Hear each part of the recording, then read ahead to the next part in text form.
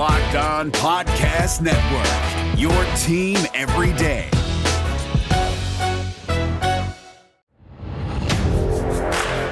You are Locked On Big Ten, your daily podcast on the Big Ten Conference. Part of the Locked On Podcast Network, your team every day.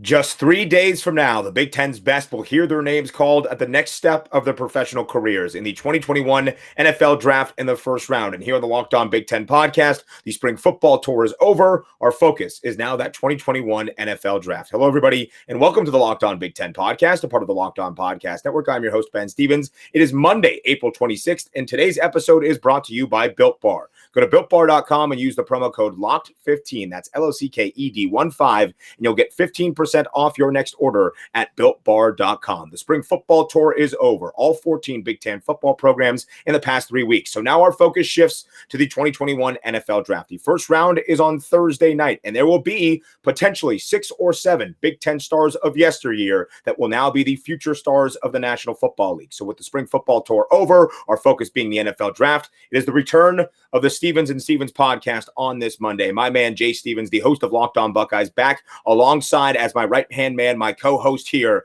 on this Monday show to take an overview, Jay, of what the Big Ten stars of yesteryear present to the National Football League. Jay, great to have you back on the show. Big Ten Ben, I'm happy to be back with you. I'm happy draft week is finally here. We have had a lot of draft talk we have listened to and sometimes endured negative talk, maybe some positive talk. Maybe you may have felt that it went a little bit too far into the year to get to the draft, but it's here. This Thursday, 8 o'clock Eastern, 3 different channels you can watch the draft on. You'll be locked in. I'll be locked in, ready to see where not just the Buckeyes go, but where other players in the Big Ten go in this year's 2021 NFL Draft. And Jay, as is the case with the Big Ten Conference, like I mentioned, potentially 6 or 7 players from the Big Ten Conference could go in that first round of the NFL Draft. The guy that will hear his name called first, we suspect, and we hope it's at number 3, is Justin Fields, the now former quarterback of your Ohio State Buckeyes. But there has been multiple speculation about where Justin Fields will fall in the NFL Draft. It is now seeming more likely that Mac Jones might be that selection at number 3 overall to the San Francisco 49ers, so much so that it's been updated in the betting books, according to our good friends at betonline.ag. Now, Mac Jones is the favorite to be the 3rd pick overall at minus 170. Justin Fields is now the 2nd favorite at plus 190. That has flipped once again. Mac Jones was the favorite, then it became Justin Fields this past week, and now it is Mac Jones, the favorite to be selected number 3 overall to the San Francisco 49ers. Jay, I'm sure you have given a take about this. I have made mine very clear. If the San Francisco 49ers do that and select Mac Jones over Justin Fields, I think it will be one of the worst mistakes you will see in the first round of the NFL Draft in the past decade, past 15 years. I'm talking Mitch Trubisky territory, and sorry to all my Chicago Bears fans listeners that are out there now with that ricochet shot, but I think it would be that monumental of a mistake for San Francisco. What are your thoughts, Jay Stevens? Justin Fields, number 3, number 4, number 5. To me, he's going to get drafted, should be top 10. If at that worst, top 15. But if he starts falling, those other GMs are going to start having to answer questions about why you passed on him. What was it? Was it the mentals? Was it something on the field? I can knock Justin Fields. I've done it quite a bit. I've backed off that train. But if people want to hear 4, 5, 6 things that I think Justin Fields does bad, trust me, tweet at me at JSteven07. I will gladly answer your questions about things I think Justin Fields is not the best at. But, number 3 overall. I honestly think that they should take him at number 2, the Jets. I don't understand the whole Zach Wilson love. I do think Justin Fields is QB2 on most people's boards. At worst, QB3. I've heard 4 and 5. I think that's idiotic and makes no sense to me.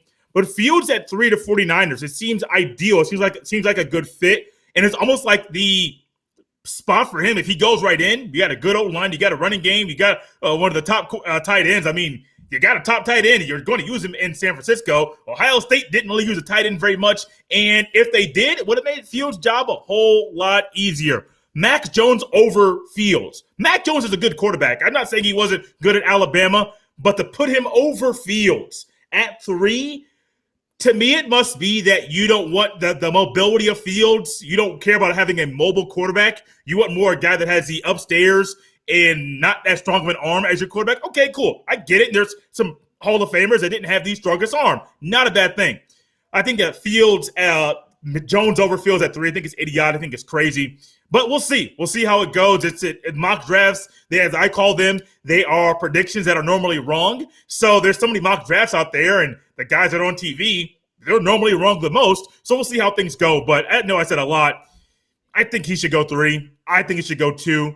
If anything, Wilson not go 2. I'll be fine with Trey Lance going 2 or 3 over Fields in that instance, and not having a Zach Wilson or a Mac Jones going over Fields on Thursday. Days are all out of whack. It's all because the draft is so late in the month. Sorry, Ben. I'm all over the place.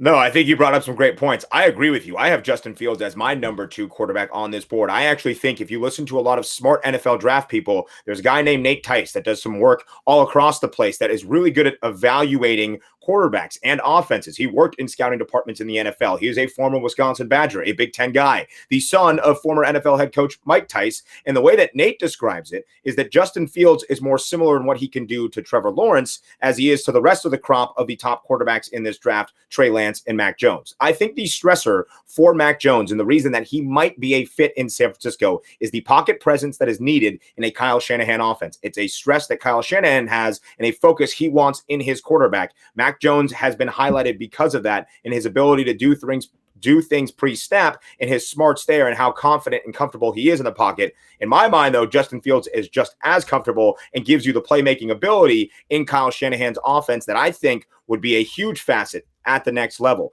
But I think, Jay, you also brought up a great point that this draft season has gone on so long, and this portion leading up to the first round of the NFL draft is known as lying season, where there's a lot of narratives floated out there that beat reporters start saying things, and that maybe, just maybe, this is all being floated out there to move the case off Justin Fields, so the San Francisco 49ers then look to get him at number 3. I'm not entirely sure what the whole dynamic is. It's been a long month of Justin Fields' draft stock somehow being knocked down and down and down with all these false narratives about the thing of him playing baseball and his mechanics, that he doesn't progress past his first read, that he's not a tough guy, that he's not a guy who wants to be around football, first guy in or last guy in, first guy to leave. All of that, I think, has been debunked if you really know Justin Fields' character at this point. And I'm not even going to get into it because it gets me mad. And I think it's just false narratives that go to hurt a kid's future prospects in the NFL. But I think if you're looking at it from a football schematic perspective, and I hope to hear from a 49ers expert like our very own Locked On 49ers host, Brian Peacock, if he can come on the podcast at some point this week to break down why it might be Mac Jones, why it might be Justin Fields, what fits best for San Francisco, as opposed to all of these false narratives that have been put out there about what Justin Fields does or does not bring to the table and his character. We're done with that. So we talked about the first round guys. Justin Fields most likely will be that first pick. If it's not to San Francisco at 3, I think Atlanta at 4 would be licking their chops to get Justin Fields as their heir apparent to Matt Ryan if he does fall past that number 3 overall pick. But there are also some really good talented guys across the board in the Big Ten Conference, obviously, Jay, that will probably hear their names in that first round, in the top 15 of the first round on Thursday night. Guys that I think of, like Rashawn Slater, the talented offensive tackle out of Northwestern, Kwity Paye, the edge rusher from Michigan, who has been skyrocketing up multiple draft boards, and of course, Micah Parsons, the talented linebacker from Penn State that opted out of the 2020 season, but he has had some character questions come up here in the pre-draft process, and that has hurt his draft stock as well. When you look at that group of guys that might go top 15, top 20 out of the Big Ten Conference, any names that you highlight, Jay, that you think will be good additions in the NFL? Honestly, man, Buckeye fans, you'll probably hate me going this route first, but Kwity Paye, honestly, with him dropping down to 261 on his pro day, and I watched some of his film in preparation for this and just seeing him play throughout the season, I liked when his hand was in the ground and he had multiple moves. He had strong arms. I saw at one point that his strong hands were going, and we're able to see that he has multiple moves. That was what I was going at. He has multiple moves that he can utilize, either a rip or a swim over or a spin move, a bull rush. Doesn't really matter which route he wants to go. He has multiple moves that he can utilize to get to the quarterback. I saw one time I think it was left arm pulled down, rip over with the right hand. And I'm like, dude, you have all these moves. And it's just unfortunate that Michigan season last year was lackluster, poor. It was a disaster to describe how the Wolverines played last year. Because I do think if they had a full season, 12 games, they probably would have finished under 500. But you would have seen other players like Kwity Paye get a lot more respect, a lot more attention, going from 277, like I saw him on some height and weight charts, down to 261 on his pro day. I was thinking hand in the ground for Kwity Paye automatically going right into the NFL. But now he could be kind of that tweener, that 4-3-3-4, two-point stance or stand-up defensive end on the end. More of an edge defender, but more versatile. So now it gives teams a more ability to see, well, we saw what he did with his hand on the ground. Let's draft him for a 4-3, but we can also have variations of that, run a 3-4, stand him up a little bit. I mean, he has 4.52 speed in the 40. That's pretty good for 261. I mean, all these guys here. I mean, you look at Justin Fields running a 4.4. You got Rashawn Slater, 300 pounds, running a 4.88. You got Rashad Bateman running a 4.39, Greg Newsome running a 4.37. Forgive me, Penn State fans, I didn't write down Micah Parsons in his 40 time, but so much talent, so much speed. Kwity Paye, I'm really excited and kind of curious where he falls, where he lands, and where the first couple of years look like with him going to be in the NFL. Because of some of those physical metrics that Kwity Paye possesses, he has been moving up draft boards. I have seen him mocked in multiple places, going 14th overall to the Minnesota Vikings, who are looking to improve their defensive front that finished bottom 5 in the NFL last year in sack rate. So that could be a potential landing spot in the top 15 for Kwity Paye. He has really accelerated his draft stock in the minds of a lot of people. Rashawn Slater is a very talented tackle. I think he will be the second offensive lineman selected in this 2021 NFL draft behind Oregon's Penei Sewell. But Rashawn Slater presents a lot of versatility on both sides, left and right, as that tackle position, or really has the flexibility to move inside if they need to plug and place him there on whatever offensive line he is on. And Micah Parsons, in my opinion, might be the most talented defender in this NFL draft, but there have been some character questions about his time at Penn State and the culture that he brings to a locker room, and if that might not be the biggest selling point in the NFL. And these are stories that are a little bit more reported. These are not just rumors that have been floated out there. These are things that we've heard for a couple of years in Happy Valley, in State College, about Micah Parsons. I don't think that it will outweigh the talent he possesses. I think he will find the right system. I expect him to be a top 20 pick in this year's NFL draft. So, Jay, let's look even a little broader picture at some of the guys that might hear their names called in the later part of that first round. If I'm keeping my tally correct here, we think Justin Fields, Rashawn Slater, Kwity Paye, and Micah Parsons. 4 guys could go top 15, top 20. I think there's a couple guys late in that first round, like Greg Newsome II out of Northwestern, like Rashad Bateman, a guy you highlighted out of Minnesota, even a guy that really had his draft stock improved with that pro day workout at Penn State, Jason Oweh, who was a physical freak at 6'5", 235, 250 plus, running a 4.35 40. I think there's a couple guys there that could round out the first round of this year's NFL draft and give the Big Ten 6 or 7 guys selected in that first round. Honestly, man, I like Rashad Bateman and I like Gregory Newsome. Newsome's 6 foot 190, weighed in at 4.37 40 that he ran. He's long, he's lean. I like his quick twitch. I like his recovery speed, and I talk about this all the time on Locked On Buckeyes about how corners got to have good hips, got to be able to twist, and got to be able to move in and out of breaks. Fluid hips, Jay. Fluid hips is the word they say. You got to have those fluid hips. You know who does? Jeff Okudah, that's for sure. Yes, he does. But also with Newsome, along with the hips, when he is having this, utilizing his fluid hips, he's not getting out of balance. And I think in football, we lose track about how guys, no matter the position, quarterback, offensive, defensive line, linebacker, running back, tight end, doesn't matter who it is, you got to have really good to elite balance to be a really good to elite football player. And Greg Newsome in the cover 3 scheme that Northwestern utilized all throughout the season, mainly utilized that. His balance and his fluid hips were what helped him lead the team in pass breakups. And it's amazing. And you got to think, Ben, I'm not saying that Ohio State would not have won that game, but if he didn't get hurt, there is a good chance that Northwestern, in the way they were playing and their defense, really could have made the game a whole lot more tighter than it already was. And it was a very tight game throughout. Give Northwestern an average, let's say an average offense. that game could have gone the other way because him and that defense played very, very well. Can't forget Patty Fisher. I know he's not a first-round talent, but he played phenomenal in that game as well. I'm high on Greg Newsome. Rashad Bateman, I'm high on him as well. I like Rashad Bateman. And I did notice that the 190 frame, he had to put on weight once he got into college, and that helped him be the receiver that he was. I imagine a receiver, 6'1", 180, 175, 170. You're looking at Devonta Smith, but Rashad Bateman does not have those run capabilities, run route, and the offense is completely different. So I like Bateman. I like Newsome. I like both of those two guys, and I do think they're both first-round talents, and they'll get drafted first round this year. I think Rashad Bateman, and listen, this is a very deep wide receiver class in the 2021 NFL draft. Possibly 5 guys, maybe even 6 guys will hear their names called at that wide receiver spot in Thursday's first round. And I don't mean to mince words here or to say things that are kind of convoluted, but here's what I will say.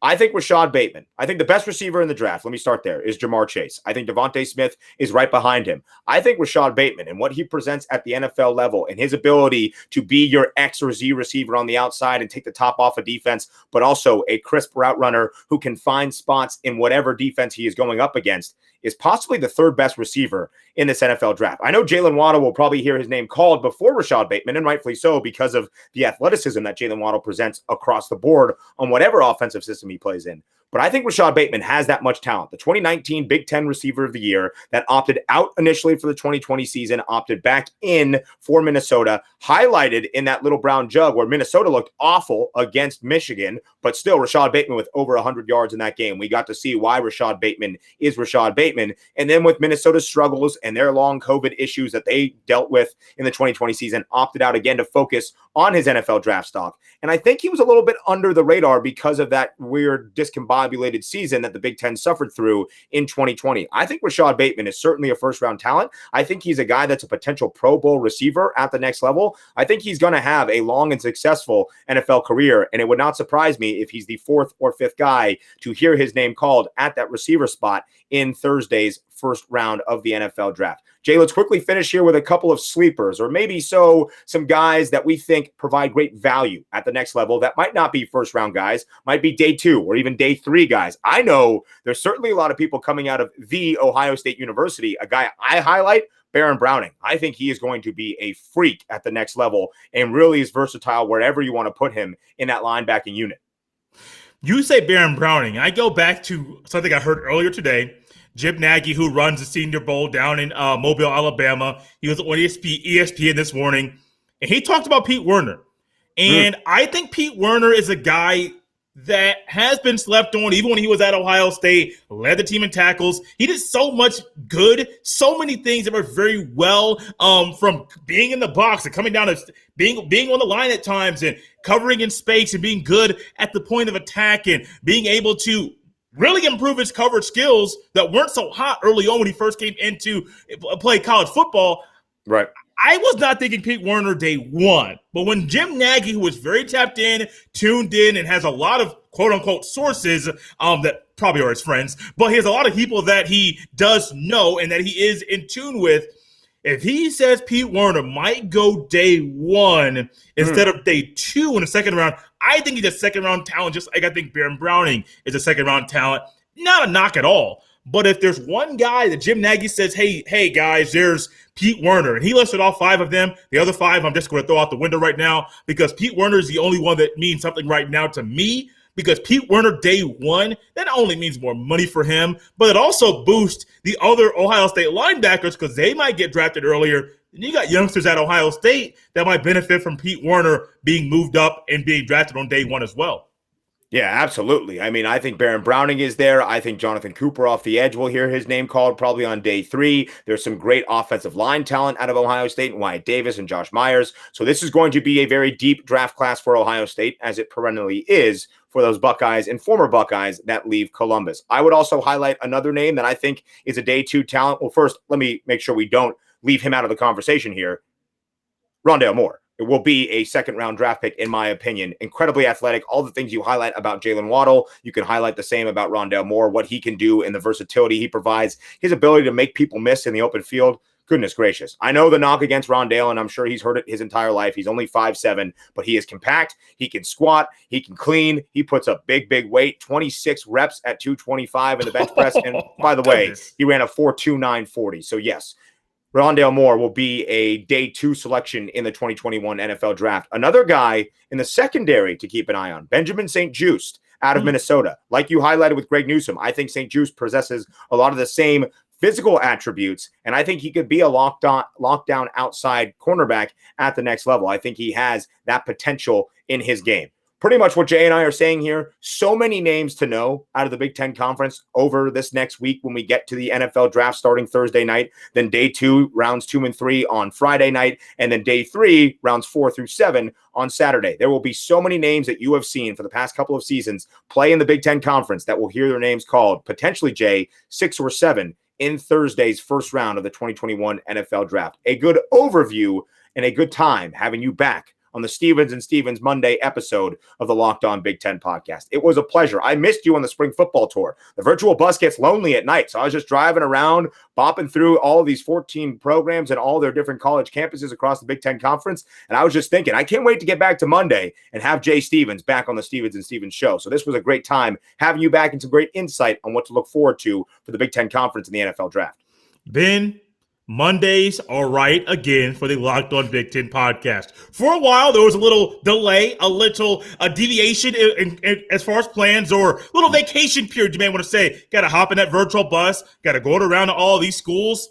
But now life is back to normal. Big Ten football fans, college basketball fans, the gang is back together. Stevens and Stevens is back.